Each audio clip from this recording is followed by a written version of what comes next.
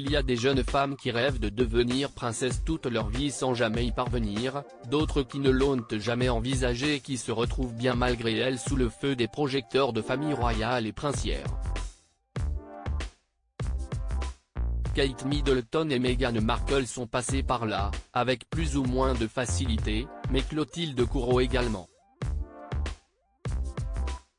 L'actrice, devenue star à la sortie de l'adolescence, est tombée sous le charme d'Emmanuel Philibert de Savoie.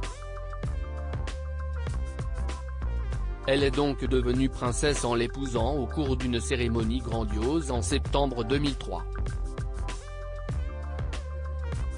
Là où les pièces rapportées, surtout les femmes, doivent faire une croix sur les carrières qu'elle avait entamées, Clotilde Courreau a eu la chance de pouvoir poursuivre sa voie dans le cinéma et au théâtre.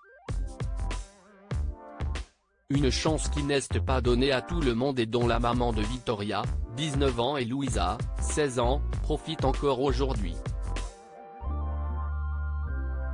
Mais comme elle le dit si bien, le jugement des autres n'est jamais loin.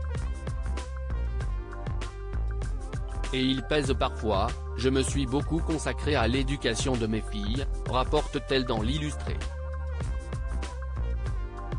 En leur donnant comme modèle une mère qui n'abandonnait pas sa carrière et qui travaillait. La pédagogie passe par les actes, pas simplement par les mots. Donc j'ai acté le fait d'être une femme indépendante qui menait une carrière et qui y tenait. S'il était primordial pour elle de ne pas lâcher son métier, l'opinion publique lui en a apparemment fait baver. J'aurais été avocate ou médecin, peut-être que ça aurait été plus simple dans cette fonction et ce mariage.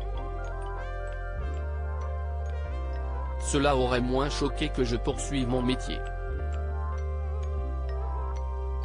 Moi, ça m'étonne qu'au XXIe siècle, le métier de comédienne, dans certaines strates traditionnalistes de la société, puisse encore être considéré comme quelque chose de léger, de pas très sérieux.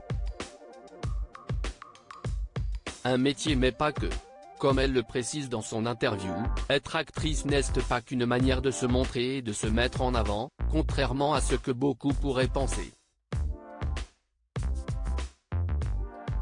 Au contraire, il est surtout le moyen parfait d'accéder à la culture et d'élargir ses horizons, si est une activité de grande valeur.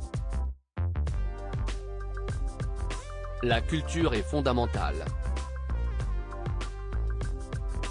Elle permet d'accéder au texte, elle forme et élève l'esprit. Il n'y a pas qu'une finalité pécuniaire dans mon métier.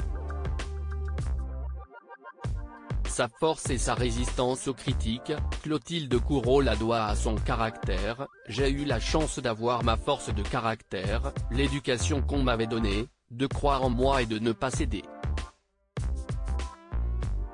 Ce qu'elle a sans nul doute déjà transmis à ses deux filles.